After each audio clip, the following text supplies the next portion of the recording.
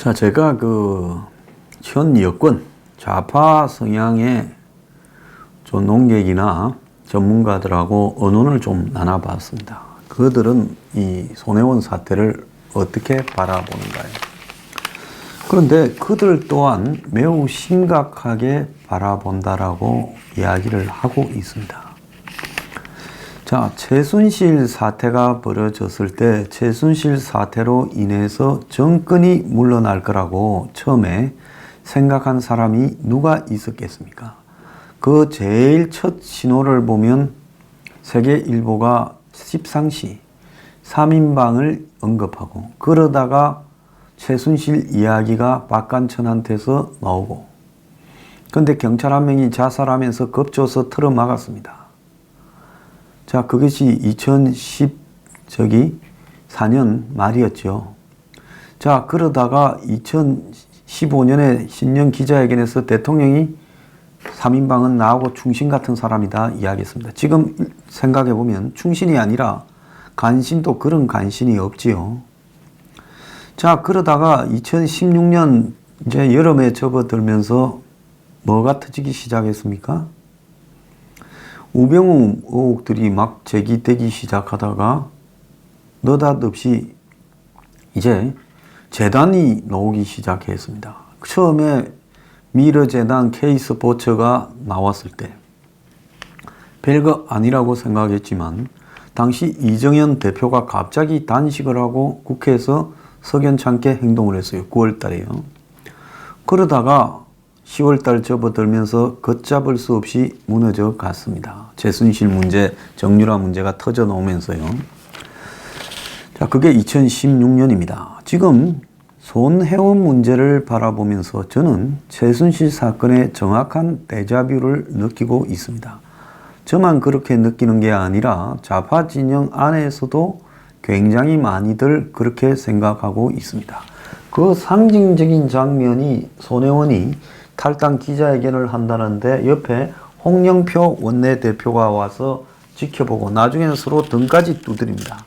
이 등을 두드리는 것도 손 쪽에서 이야기를 해서 그렇게 쇼맨십을 발휘했다 이야기도 있습니다. 여당의 원내대표가 초선 의원의 둘러리를 쓰다 국민이 민망하다라는 이런 신문 사설도 있어요. 조선일보가 이런 사설을 썼습니다. 집권당의 여당 대표가 개인적으로 물의를 빚은 초선 의원의 호위무사를 자처하며 탈당 기자회견까지 따라 나선 것은 우리 정치사에 전례 없다라고 말합니다. 자, 과거에 어떤 일이 기억나십니까? 좀 잘 기억을 되살펴 보십시오. 안희정이 작년 1월 달입니까? 그 여성이 JTBC에 등장을 해서 미투가 한참일 때 안희정을 미투하니까 한 2시간 뒤에 심야에 긴급최고위원회를 열어서 안희정을 출당시켰습니다. 그러던 민주당이 며칠 전에 손혜원 문제가 터지니까 서영거, 손혜원 둘에 대해서 긴급최고위원회를 해서 거기서 한 말이 가관이죠. 서영거는 당직을 내려놓고 손혜원은 아무런 문제가 없는 걸로 확인했다. 이거는 확인한 게 아니라 손혜원의 말을 그대로 들어준 부분입니다. 자, 지금 여당은 중진이고 이해찬 당대표, 한가닥 하기로 유명한 한승깔도 손혜원에 대해서 말하지 않고 있고, 노동계 출신의 홍영표도 손혜원에 대해서 말하지 않고 있습니다. 자, 홍영표는 먼저 마이크를 잡고 마치 손혜원이 대단한 결단을 한 것처럼 띄운 가관인 모습을 연출했습니다. 탈당을 한 손혜원은 어제 스포츠 쇼트랙 성폭행 문제 등 관련 기자회견에 자신이 국회에서 열린 기자회견장에 마치 주도하는 양 나서서 설치됐습니다. 그러면서 자신을 비판한 200개 언론을 고발한답니다. 해보세요. 얼마든지 웰컴. 이 고발하기 바랍니다. 자, 손혜원은 이미 나오고 있는 부분에서도 법 위반의 소지가 나오고 있는데, 민주당은 꼭 투기로 한 일이 아니다. 손혜원이 돈이 아니고 문화에 미쳤다. 의도는 순수하다. 공직자가요, 아무리 의도가 순수하다고 그 결과에 대해서 이렇게 넘어가면 안 되는 겁니다. 의도라는 것은 알 수 없는 거고 문 밖에 나타난 결과는 그는 팩트입니다. 의도는 의미가 없어요. 도덕과 법의 차이가 의도냐가 이런 부분을 따지지 않는 것이 도덕과 법의 차이 아니겠습니까? 손혜원이 절에 설친 데는 어디에 원인이 있는가 하면 자기가 어마어마한 숨은 권력을 가지고 있는데 모르는 사람은 그걸 잘 몰라주니까 손혜원이 설친 겁니다. 심지어 국립중앙박물관의 간부가 바뀌었다지 않습니까? 손혜원이 국회에서 이런저런 이야기를 했는데 실천되지 않았어요. 자, 손혜원이 예산을 끌어가지고 문화재청으로 하여금 근대 역사 문화지구를 지정도 합니다. 또 아버지도 또 공산당 활동을 했는데 독립유공자로 만듭니다. 자, 손혜원이 국립중앙박물관에 물건을 팔겠다고 국회의원 입장인데 떳떳하게 이야기를 합니다. 자, 이 모든 손혜원의 활동이 거침이 없이 진행되고 있습니다. 지금 손혜원이 했던 일 중에 다 공개됐을까요? 일부만 공개되고 있지요. 손혜원은 왜 저렇게 설칠까요?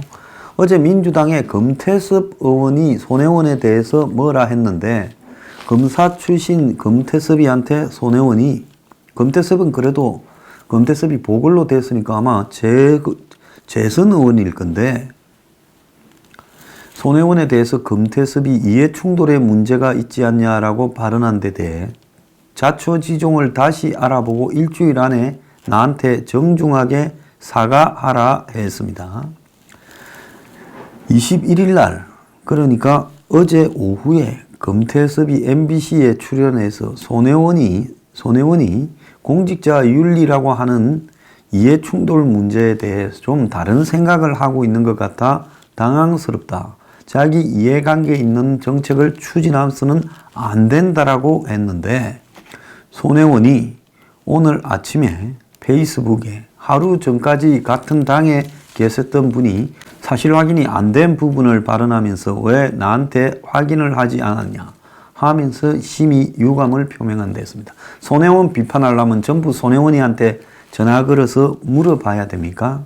금태섭은 또 뭐라 했는가 하면 손혜원이 목포와 관련된 문화재 지정을 위해 국회에서 발언하는 가운데 목포에 있는 부동산을 구입했으니 이익 충돌 문제가 있다면서 최근 보도에서 나전 7기 작품의 판권이 문제가 되니 손혜원이 말하기를 기획이나 디자인을 내가 해서 내 작품인 면도 있다라고 주장하는데 그것을 국립박물관에 구입하라는 발언을 했다.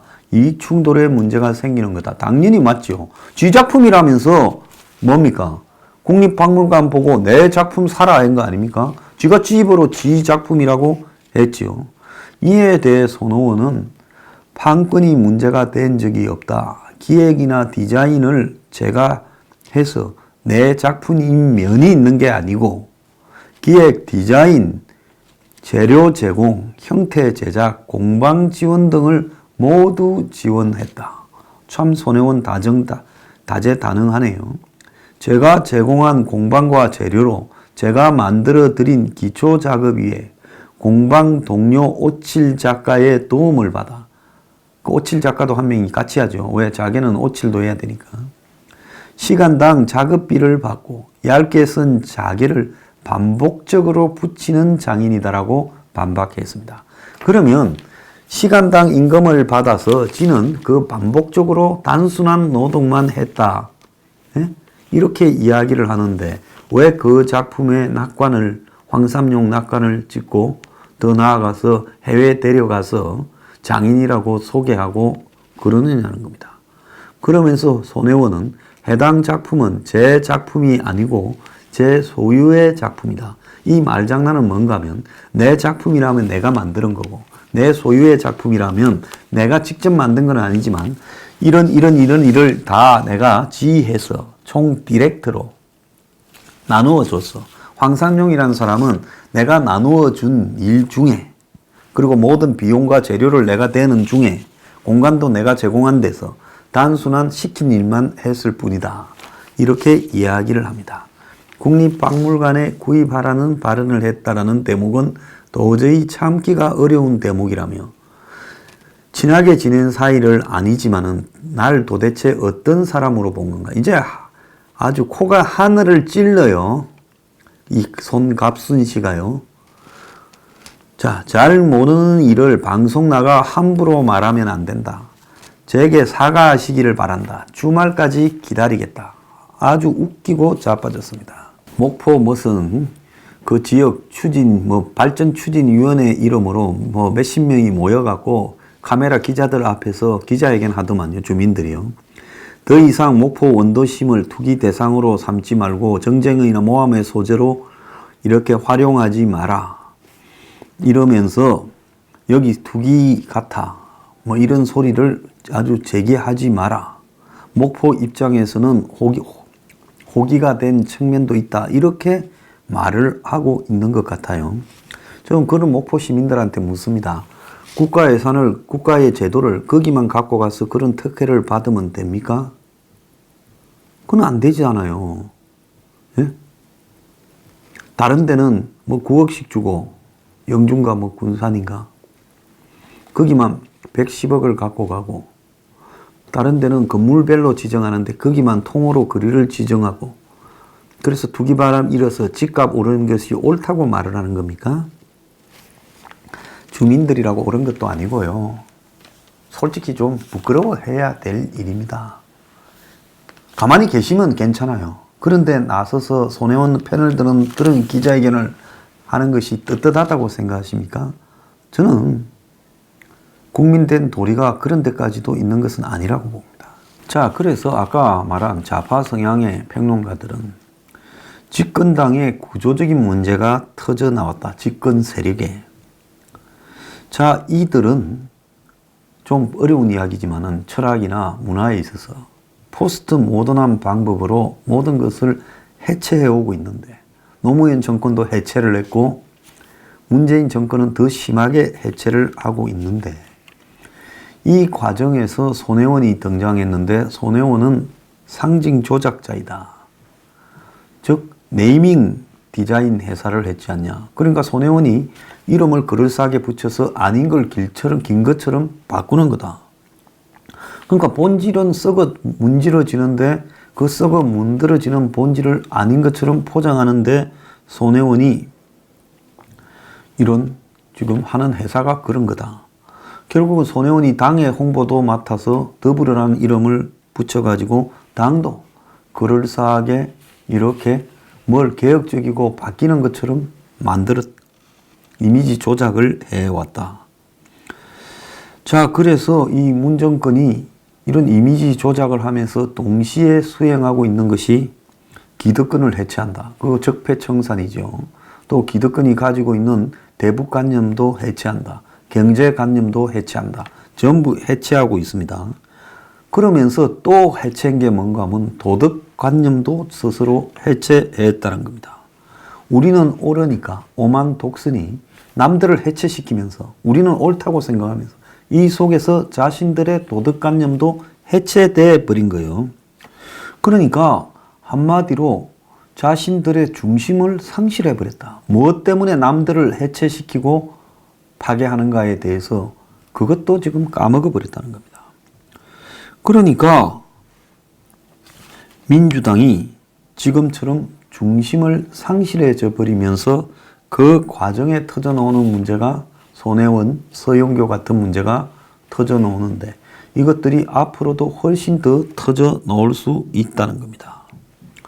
자, 스스로들 다 좌파를 주장하고 손혜원은 공산당 활동을 했던 아버지를 사회주의 활동을 한 사람도 훈장을 줄 수 있다고 해가지고 보훈처장도 만나고 하면서 훈장 줬는데 이들은 과거 자신들이 가졌던 운동권 사고가 이제는 기득권이 되면서 너무 나가버린 거예요.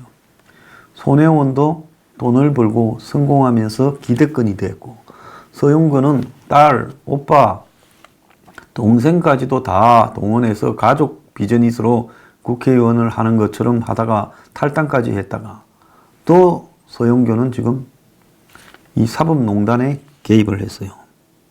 그래서 이들은 대중을 더불어 하는 대상이라기보다는 더불어 하는 것처럼 상징을 조작하고 사실은 대중 위에 군림하는 기득권이 되어버렸다라는 겁니다.